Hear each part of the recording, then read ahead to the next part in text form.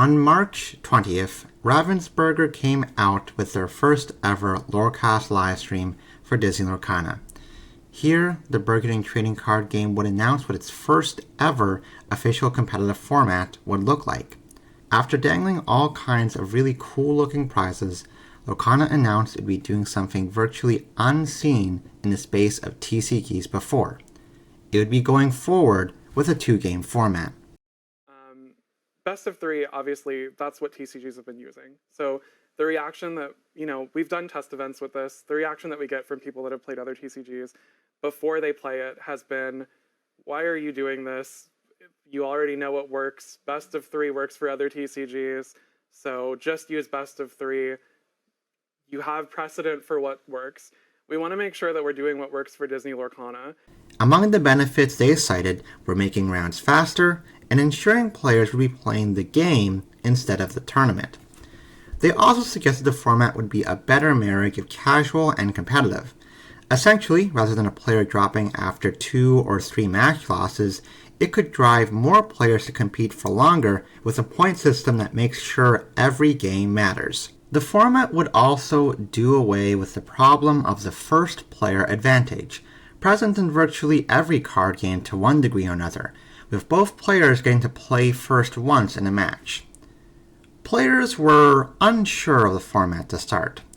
Such a thing had never really been attempted this way, and although Ravensburger assured us that the format got rave reviews at test events, we didn't really get any details of these test events to get a gauge of the format. Some disagreed with this 2-game format concept, but others were more optimistic about the stated goals. Ravensburger suggested that competitive players at test events were naturally skeptical about this format, but supposedly once they tried it out, they realized it was a good format and could work well. But several months after the format's introduction, that does not seem to be the common sentiment from competitive players. What has become clearer is that many top players have come to dislike this format. While the dot roll advantage is indeed eliminated, the format has brought about room for significantly more intentional drawing, bizarre skirting around the rules, opportunities for some terrible toxicity, and a whole lot of confusion and stress for players in the thick of it.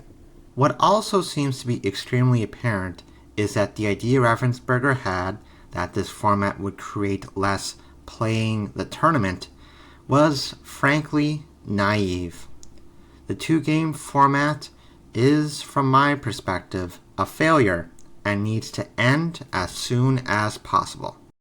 Hello, my name is Joseph Quigley, aka Pandemonium Heart, and this is going to be a video breaking down my issues with Lorcana's 2-game format. But first, a bit of a background as far as where I'm coming from. I'm a competitive player, and like many, I come from a game of a best-of-3 format, mine being Yu-Gi-Oh! This video will be informed from a competitive player's perspective, but I understand there are a wide variety of players with different skill levels, and I hope that a wide variety of players will be willing to share their perspectives on this issue. But I want to say that I was not unopen to the idea of a 2-game format at first. When it was announced, I did think it was an interesting concept, and want to give it a fair shake to see how it would play out. To that end, I played in 3 tournaments run by the Pack, also known as Thea, which were done in a 2-game format online, and each had about 300 players participating.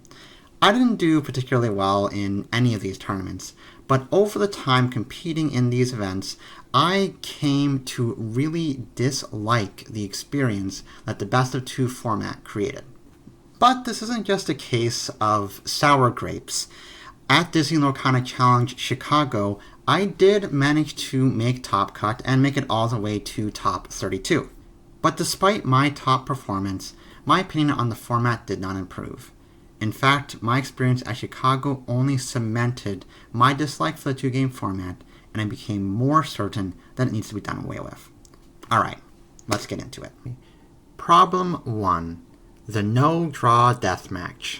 Over the course of a best-of-2 format tournament, you'll basically have 3 groups of players. First, you'll have those who lose too much early and quickly fall out of contention, which is kind of the case in any TCG tournament. Then you'll have players who win a lot early and have flexibility. The best of that top group can potentially intentionally draw into top cut, and others who win early can maybe afford a loss or two while still being well in contention. Finally, you'll have a group of players that I would say are in the middle in what I kind of call the bubble zone. Because of the point structure of the best of two format, you will eventually have many players in that bubble zone face a situation where they sit across from their opponent and are in a scenario where a tie will eliminate both players. Assuming equal skill level, a tie will happen something like 40-ish% of the time, regardless of how good the players are, just because that's sometimes luck of how card games can go. Now, because of this, both players have a serious incentive to avoid the outcome, to intentionally not draw. Given this whole circumstance, they are incentivized to work together to avoid the outcome of a draw. But the Lorcana rulebook is not particularly friendly towards ways of doing this. In section 3.5 of the tournament rules, it states the following. Players can't ask their opponents to concede a game. Players can't implicitly or explicitly offer or accept any reward or consideration in exchange for a concession. Players provided such an offer are required to call a judge and report the offer. There's also some further information in the play correction guidelines under section 4.5 outlining some of these scenarios that can come up with intentionally not drawing. It defines that a player offers an incentive in exchange for a concession or accepts such an offer, or players determine a match result by an outside-the-game method, such as flipping a coin or rolling a die. This also extends to offers made to tournament officials. Some of the examples provided here include players offering an opponent a card to concede a game, players attempting to influence a judge's ruling by bribing them with dinner, or two players agreeing to roll a dice to determine if a match is a 2-0 victory or a 1-1 draw. The corrective action in this case is a disqualification. Now, the guidelines here state that improper match results compromise the integrity of the tournament. It's unfair and disrespectful to the players who are playing fairly if others are allowed to use methods outside of the Disney Lorcana TCG to determine a game and round winners. Now, however you feel about these rules, what they effectively mean is that trying to offer a best of 3 or a dice roll is not allowed and are grounds for disqualification. Even offering a best of 1 in a certain way could potentially rub up against the rules, technically, as you'd be asking your opponent for a concession in exchange for your potential concession. However, when players are going to be eliminated by a draw anyway, they're going to try to skirt around the rules here. Even if there's a threat of disqualification, it's kind of like a you may as well situation if either way you're going to be out of contention in the tournament. Now, in Chicago and other challenges, there's become a recognized way to intentionally not draw. You sit across from your opponent and you say, hey, because we're both going to be eliminated if we draw, if I lose the first game, I'm going to concede and you can carry on.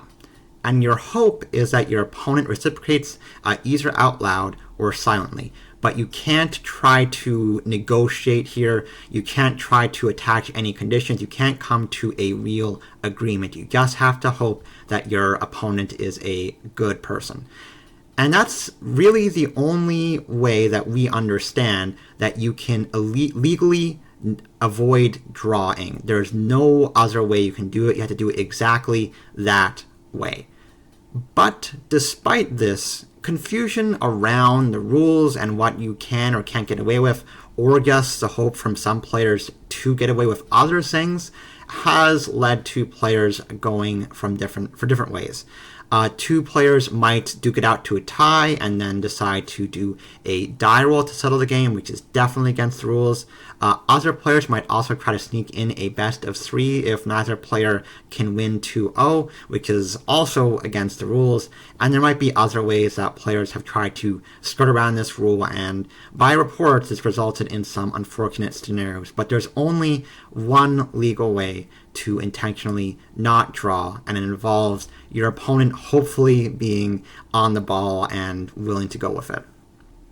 This situation sucks for everyone involved.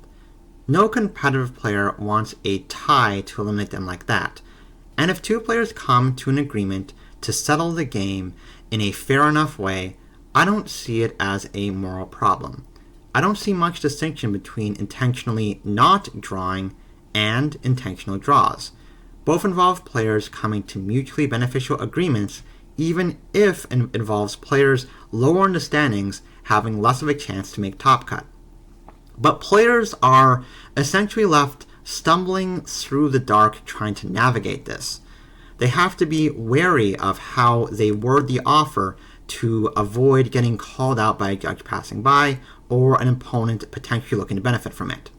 They also have to hope their opponent is on board and doesn't decide to demand a second game if they lose what should have been a best of 1. You also have to decide on a potentially vital match via a best of 1, which no competitive player really wants to do. It has significant problems, namely play-draw disparity. But if they don't do the only legal best of 1 method and try to settle a tie in another way, they run the risk of getting disqualified if a judge catches them.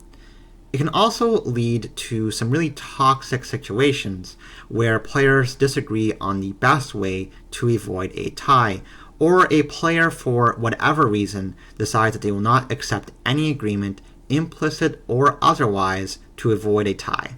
The other issue is that there is no real clear-cut way to address this problem in the rulebook. Players can concede a game at any time, and you can't really force them to play out a full match. You can perhaps crack down on best-of-1 agreements, searching for any slip-up that implies a quid pro quo, but not only does that seem difficult, it also seems taxing on the judges. It will also lead to more unpleasant and negative player experiences. If my choice is between getting eliminated on a tie or getting disqualified by a judge, competitive players will probably run the risk, but will feel really bad if they get DQ'd in this way. And any way you try to crack down on this agreement thing, players will look for ways around it. Maybe they'll go for gestures instead of words. Maybe it will just become a commonly accepted thing that you do when a tie will eliminate you, and you just make it an unspoken thing among top players. As a result, the rules and enforcement can't really stop players from making these informal best of 1s, only stop those who do it in a more obvious way. At that point, you're not really enforcing rules against an issue, you're just enforcing semantics. If two players come to an unspoken or subtle agreement to do a best of 1 and are fine, what use is there in telling two players on the next table over who agree to do it in an out loud way that they're disqualified? You're not really accomplishing anything. This amounts to me to be the biggest flaw in the 2-game format system. Now, this scenario isn't really a problem in the best of 3 format. Unintentional ties are a lot less common, so you generally will always get a winner and don't have players put into these awkward situations where a tie eliminates both of them. If there is no winner after 2 games are played, you just play at the 3rd game and somebody wins and gets to progress. There are perhaps some fair ways that you can do to address this issue beyond eliminating 2-game format, which is something that I will address later in the video. But to me, the negativity here, the awkwardness, the toxicity that this fatal flaw can bring makes it enough to be worth eliminating the 2-game format. Problem 2, the feel. So you go to a Lorcana challenge, you sit down across from your opponent round 1, and you play out to a draw in this competitive event. How exactly do you feel there? Neither player gets to feel the sting of a full-on defeat. But neither player gets to have that great feeling of joy for a victory. Instead, you feel something in between. But if you're a competitive player, you're probably not happy. This is something that I have certainly felt, and I know others have as well. A tie can potentially feel bad for both players in a match, even if it doesn't feel as bad as an outright loss. This may not be the same for everyone, and it is somewhat context dependent. If you tie a bad matchup, or you've already racked up enough wins that it doesn't matter so much, a tie is okay. But as a competitive player, I know I've felt bad eating ties, especially early on, because winning is ultimately hugely important for your chance to top. And I know others have expressed feelings similarly. With somewhere in the range of 35 to 40% of matches ending in a tie in the first few rounds, you ultimately have more games where both players walk away from the table feeling somewhat discontent. Although in a best-of-3 format, you will essentially always have a 50-50 split of people being happy versus sad walking away from a table, I would argue that could still be a higher percentage of players happy with the results in a round compared to the best-of-2 format. Problem 3. Skill and defeating variance. So you go to a challenge and you sit across from your opponent, they win the dice roll, they decide to go first in game 1. They're on a hyper-aggressive deck. They curve out merfolk into double merfolk and put a lot of lore pressure on you. You're playing, let's say, Amber Steel. You've gone really unlucky and mulligan into 6 uninkables. You can't play a card on 1 or 2 ink. You lose the game on the spot. As the Amber Steel player, you know from experience that you will win this matchup something like 7, 8, maybe even 9 times out of 10. But because you drew badly in one game of Lorcana, you now have to walk away from the match with a tie at best, and face that much more of a hurdle to make top cut. Now this is a harsh reality that many competitive players will face. Even if you feel confident that you can generally win most of the time, variance means that you will eat losses you don't want to. Now this is why events have many rounds. Over the course of many games and rounds, the cream will generally rise to the top. But the more games you play, the more opportunity there is to cancel out variance and have the best players rise. In best-of-3 format, that Amber Steel player from the earlier example can have 2 games to try to mount a comeback and win a matchup that they generally should. Similarly, if you play more games in a given day, the top players have more opportunity to differentiate themselves. A best-of-3 format will naturally allow for more games to be played and allow variance to play less of a part in deciding top cut. Now, you can say skill issue, and that isn't unfair. The best players adapt and find a way to top regardless of the format or circumstance.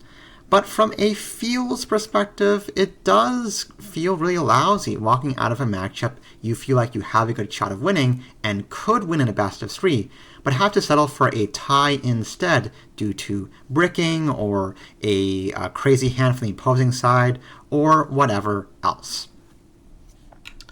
Problem 4. Intentional draws.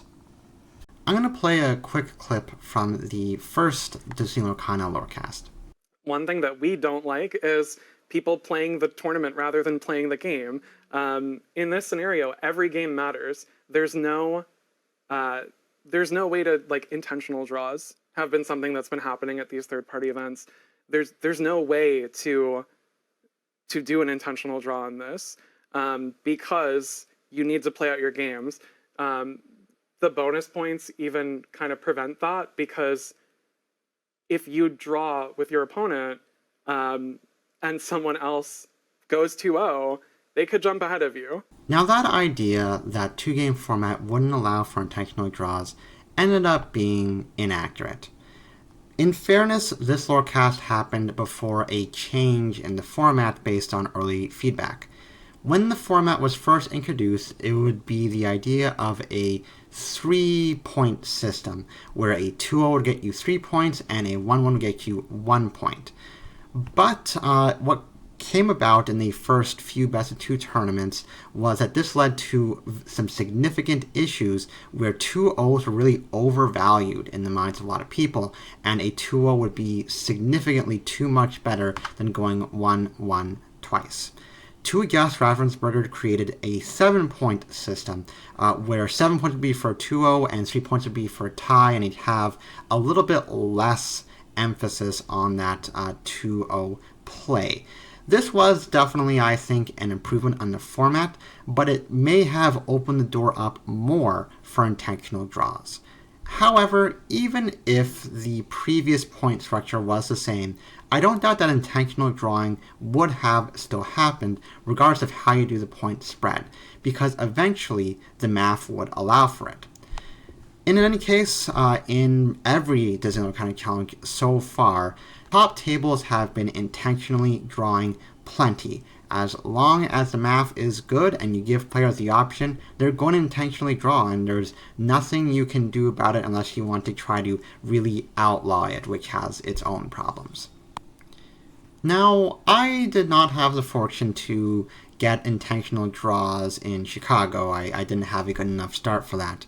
But if you did start your day going 4 wins, 0 losses, you could have conceivably drawn the last 5 rounds of the tournament and have at least a let it go as well as a chance to make top cut. If you did this at 5 wins, 0 losses, you were guaranteed top cut by intentionally drawing the last 4 rounds. A player who goes by Boomy Jr. online, who was able to intentionally draw into the top cut in Chicago, described their experience to me at the top tables. 2-game heavily incentivizes playing the tournament and not the games. It leads to so much meta strategy based on points. I intentionally split the last 3 rounds because I got lucky enough to win 10 of my first 12 games. That was obviously good enough to day 2, but it was certainly a risk to intentionally draw myself into the bubble. Having a tournament structure that very heavily rewards reaching a certain point threshold is going to incentivize way more draws among the top tables. This is anomaly among GP-sized events, but just reaching the 43-point threshold guaranteed you prizing that you could immediately sell to any of the vendors for at least $500. Even if they are not sure they'll make day 2, a lot of players are going to take the sure thing up for $500 rather than risk getting knocked out of prizes entirely. I do not know with certainty how much better or worse this intentional drawing issue could be in a best-of-3 version of the Lorcana Challenge. Intentional draws certainly still happen plenty in best-of-3s at the local level. But what is clear is that Ravensburger was wrong about the idea that the 2-game format would lead to an end of intentional draws. Those are my main oppositions to best-of-2 format. But it is not a format without merit. In the interests of fairness, I'm going to highlight some of the more compelling arguments for keeping best-of-2, although I will interject with some of my own perspectives on these merits. Benefit 1. Sticking it out. In a typical best-of-3 major tournament in a TCG, there is usually a well-understood way to determine whether or not you still have a chance to top. With unintentional ties being very infrequent, the math tends to work out that once you lose 3 matches, you are knocked out of contention. At that point, you can effectively drop and go about the rest of your day, whether in side events or just heading out of the facility. Part of the goal of the 2-game format was to give players more incentive to keep playing it out for longer. In 2-game format, it's not necessarily as clear-cut exactly what top cut will be, as there's variance depending on how many ties there are at a given event. In pretty much every major Lorcana tournament so far, there's been some uncertainty as far as what the top cut threshold would end up being. So if you lose early, you might still have a chance in theory if you can 2-0 the rest of the way. There's also the fact that if you tie, your hope to top can last a little bit longer. As a result, the format kind of ends up requiring people play it out a little bit longer than they might have otherwise. This can perhaps make things a little better for players lower on the ladder. You can play for points and feel you went deeper in the competition, and you can better gauge your skill level versus dropping early because you felt you had nothing more to play for. In Atlanta, of the about 2,000 competitors that started, about 56% were still there by round 9, which is not bad at all. Now, some people will appreciate two-game format making them stick around for longer, but I think that has a bit of a downside as well. If you do stick around for longer but ultimately lose out, the comeback was just too difficult, you might feel bad about losing and feel bad about wasting a little bit more time than you might have otherwise. I'm not saying everyone would feel that way, but I do think some will, and I've had some of those feelings missing out in the best of 2 tournaments I did before Chicago. So the format can keep people in longer, for good and perhaps for a little ill. In Chicago, Ravensburger made a tweak to the challenge format. They offered prize wall tickets for those who made 10, 20, and 30 points, with 30 points being enough to get a non-foil promo card. This was, frankly speaking, a brilliant decision. Now there was some real incentive for playing for longer. Even if you couldn't top or were unlikely to top, you could play it out and get a pretty nice prize at the end of it. Knowing at worst you can get a better prize is a nice additional incentive over a hope or perhaps a false hope of topping. In Atlanta, about 56% of players stayed from round 1 to round 9. In Chicago, with the addition of prize wall tickets, this increased massively to about 87%. To me, this exemplifies that having an incentive to play is more important than dangling the carrot of topping. I feel like maintaining the prizes might just be a good enough way to keep people playing longer, regardless of a 2-game format or a best-of-3 format, but that would probably require some more testing. That being said, I don't think more players dropping early is an inherently bad thing, especially with good side events on offer. Benefit 2. Time saved. A best-of-2 format naturally takes less time than a best-of-3. Sure, you can play more games in a best-of-3 format to address variance, but admittedly time is not infinite. The tournament has to end at some point. With a best-of-2 format, you can end at a reasonable hour and have time for a lunch break. In Chicago, I will say the tournament ran on a very timely basis. The lunch break they had in there was great and not always offered at big TCG majors, and the best-of-2 format often meant having solid breaks between rounds. I do feel like you can extend rounds slightly and fit in a best-of-3 most of the time, with games of Lorcana now being much faster to resolve than they were back in Set 1. But time saved is a real benefit. Now, in the Lorecast, Ravensburger did note that there was a concern about control mirrors going into time a lot. That was definitely a problem in Set 1, but I feel like the game has developed now that has become fairly rare. The addition of cards like Goat and Dime have given control players the tools they need to close out games faster. In all of Set 3, though I was admittedly playing the fairly fast Mufasa deck, I don't think I ever went into time once. It's fairly rare nowadays. Besides that, other TCGs have found ways to make long best-of-3 tournaments work, with plenty of rounds in them. It could take some work to make it go. It might involve more Swiss rounds at day 2 of a challenge, but I feel like you could find a way to still run the event smoothly with best of 3. Benefit 3. First player advantage. To one extent or another, pretty much every TCG is cursed with the first player having an inherent advantage. Although games will try to mitigate this, It is really hard to design a game in a way that first player will not come out ahead more often.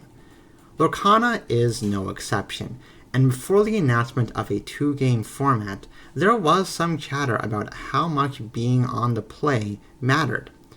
2-game format, to its credit, does essentially eliminate this problem. Everyone will have an equal number of games on the draw versus on the play in Swiss rounds. You do eventually have to play a best-of-3 top cut, but at least then the best Swiss performers get rewarded here with the ability to choose to go first, so it doesn't feel like luck is playing as much of a factor. I do think going second is not as bad as it was in the earlier sets of Lorcana, and the more cards that are printed over time, hopefully the less bad going second will be. Ravensburger does have an opportunity to try to print more cards that are better going second than first.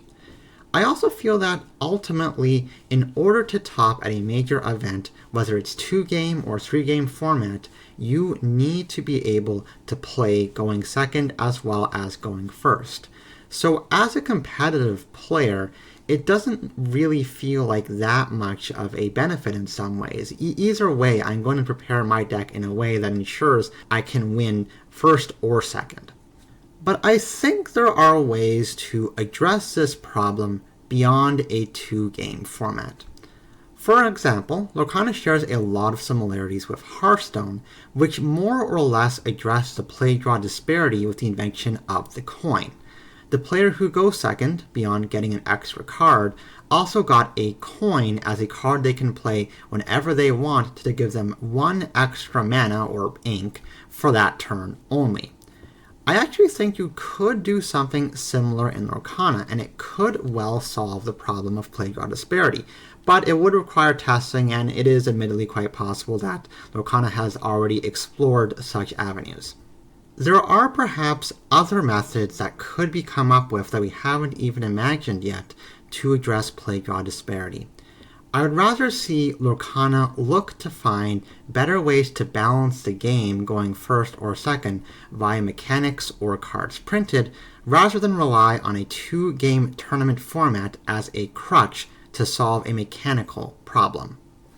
Sidebar: improving 2-game format. I believe 2-game format should end, and we should go to best of 3. But for those 2-game format diehards, let me give you another idea I have to improve the format if that is the reality that we have to live in. The tie elimination problem is a fatal flaw in the format. There is no way for the rules to reasonably account for players finding ways to avoid a draw, because they don't really have much to lose in these scenarios. So I would propose instead that the rules allow for such a thing to happen, as it does for intentional draws. Within the best of 2 format, with players on the bubble in that don't tie or you're out scenario, let them be able to decide a match how they want to fairly. If both players want to avoid a draw at all costs, let them play out a best of 1 or a best of 3 if they can. If they want to settle a match via a die roll if it's going to be a draw otherwise, they should be able to, as long as they come to an agreement before the start of a match.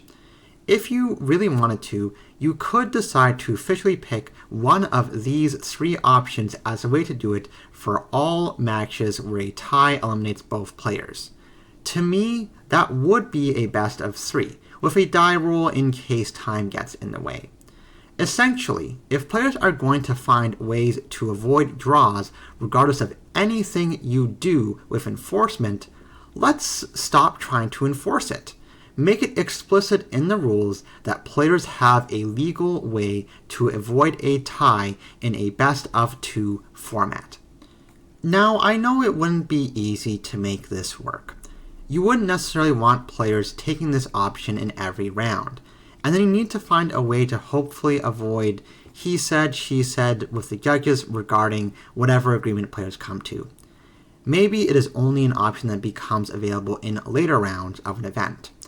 You also are perhaps undercutting yourself if you say players can potentially avoid playing best of 2 in some rounds. But I think that would be a lot better than forcing players into the awkward position of how to legally avoid a draw. To me, there's little to no moral difference between players being able to intentionally draw in any round and players being able to intentionally not draw. You just have to put some work into making a fair way for this to happen. Conclusions. After much more testing of the best of 2 format, it's clear it has many drawbacks that both players and Ravensburger did not fully consider when the format was dreamt up. Although there are some noteworthy benefits, I do not feel they outweigh the many cons. The sheer difficulty of the tie into double elimination problem in particular, where players are incentivized to avoid the tie, is probably enough to doom the format. I know this was a rather negative video, but it comes from a place of love. I've been playing Lorcana since Cent 1, and I love this game and what Ravensburger has started here. I loved going to a Lorcana challenge, and I'm really looking forward to going to more. I really appreciate Ravensburger as a company, the way they responded to the community, and I really feel like that's a company that cares for its players, which means a lot to me. But I know that my experience in Chicago dealing with the format was terrible, and trying to figure out the math of a best of 2 format was way too stressful. Being in the bubble, feeling unsure about whether I should offer my opponent a draw or whether my opponent would even accept a best of 1, made the experience far more stressful than it should have been. Ravensburger said they wanted players to play the game, not the tournament. But as a competitive player, I felt like the best of 2 format actually forced me to play the tournament instead of the game, and I hated it. Thank you so much for watching. Please like and comment. I really want to hear your thoughts and experiences on this format. I am hoping this video can create some good, productive discussion that Ravensburger will take note of, that they'll be able to see that people are discontent with the format and make adjustments as a result. But I'm also interested in hearing from people who do like the format and why you do. I really just want to see some good discussion come out of this video. Shoutouts to Enter the Battlefield, my home store, which really spurred my love of Lorcana, as well as our team sponsor, Choast, which has been behind us on the competitive side. Shoutouts as well to Boomy Jr. for his input on the video that I used, and shoutouts to all the folks on social media I pulled from as well. Shoutouts to 20 Lore Pro as well. I frequent there quite often. There's been a lot of debate on 2-game format over there, and it's been great to hear some of the discussions that happened from that spot that helped spur this video, and I pulled some information from there as well. So appreciate 20 Lore Pro too. Thank you again so much for watching, and take care.